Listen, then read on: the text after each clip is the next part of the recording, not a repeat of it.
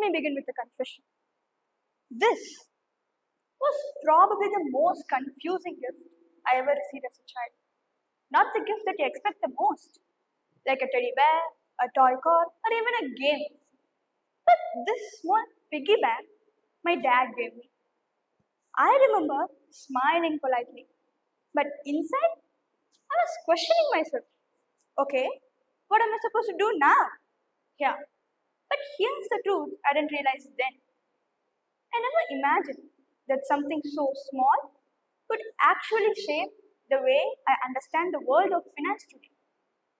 For a long time, I believed money was an adult topic, like something you would learn later in life, after college, after job, after real life begins. But no, I was wrong, completely wrong, because this is not a story of somebody who learned about finance from business schools or stock markets. But this is the story of a student who learned about money from daily life. And that student is me. Like most students, I too received pocket money. And like most students, it disappeared. Online subscription that I don't even use, impulse buys, online snacks after school. Money came, but quietly left. I remember in the beginning of the month, I'd be feeling so rich, almost the wealthiest person in the world. I could buy this, buy that, do whatever I want. But in the end of the month, I'd be counting every penny and regretting my shopping choices. Why did I buy this? Why did I even buy that? I don't even use them anymore. Many of us have been in this position, right? One day, my mother asked me a very simple question. She asked me, do you know where your money goes? And no, I didn't. And that made me feel uncomfortable. But it also changed everything. That very evening, I was introduced to a term I'd heard before but never really understood: financial literacy. It's not about becoming rich, not about earning money, but understanding money. The very next day, I did something extremely small. I started writing down my expenses, every rupee, every single day. At first, it felt unnecessary, almost meaningless. But within a week, something magical happened. I started noticing my habits, my bad habits. I noticed how often I spent without thinking, how convenience often costs more than I realized, how small expenses are up to a big one. And for the first time, money stopped controlling me. I started understanding it. I then learned a very simple rule, one that anybody could follow, even you, or a toddler younger than me. Learn to save.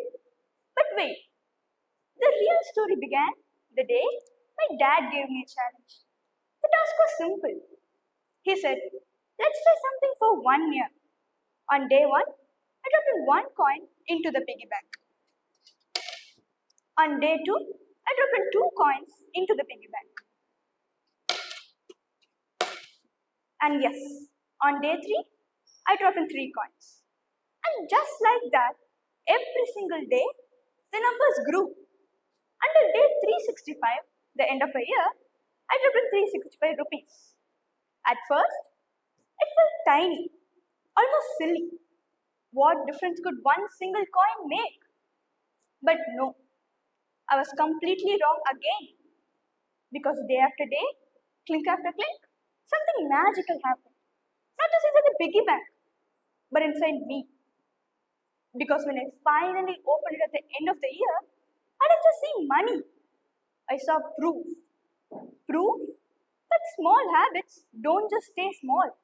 They grow, they compound, and they transform. And that's when I realized financial awareness doesn't begin with a salary. It begins with a single rupee and a simple habit. But more importantly, I had discipline, my biggest enemy. I began asking myself three questions before spending. One, do I need this now? Two, can this wait? And three, Is this a want or a need? And slowly, something shifted. Not just inside my wallet, or maybe, but more importantly in me. I became more responsible, more confident, and more patient. And that's when a bigger thought hit me. If one single student could change through basic financial awareness, then imagine what happens when millions of young people do the same. A financial literate student thinks before spending, saves before wasting, and plans instead of panicking. Financial literacy of the youth has the power to change the future of an entire nation. But do you know how? A financially aware youth avoids unnecessary debt. A financially educated generation builds stronger families, communities, and businesses. A nation does not become strong only through its technology or natural resources. It becomes strong through responsible citizens. When young people understand money, they make smarter choices. When they save, they invest in the future. When they budget, they reduce waste. And when they earn, they grow the economy ethically. Financial literacy creates independence. Independence creates confidence, and confidence creates leadership. So, how do we start? Let me help you. Let me share you 6 simple habits that you can start doing today, not someday. First, track your money. You don't need an app or an Excel sheet. Just ask yourself every day, where did my money go today? Because awareness is the first step to control. Second, use the 3-part rule. Divide your money into 3 parts: spend, save, and share. Even small amounts matter. Third, pause before buying. And trust me, this pause can save you more money than any advice online. Just ask yourself before spending, is this a want or a need? Fourth, start saving small. Don't wait to earn more because habits from early last forever. Fifth, talk about money at home. Ask questions, learn from experiences. Money shouldn't be a secret topic. And finally, learn before you earn. Because earning without knowledge means losing faster. And remember, my friend, financial awareness is not about becoming rich. It is about becoming more aware, more confident, and more independent. So today, let me leave you with a question. If a single rupee a day could change a child's mindset, then imagine what your daily money choices could do for an entire nation. Because nations aren't just built in parliaments alone, they build in piggy banks, in small decisions, in daily discipline. So every time you save, instead of spending impulsively, you're not just growing your wealth, you're strengthening your future. You're strengthening our economy and you're strengthening our nation. So start today, start small, but start smart.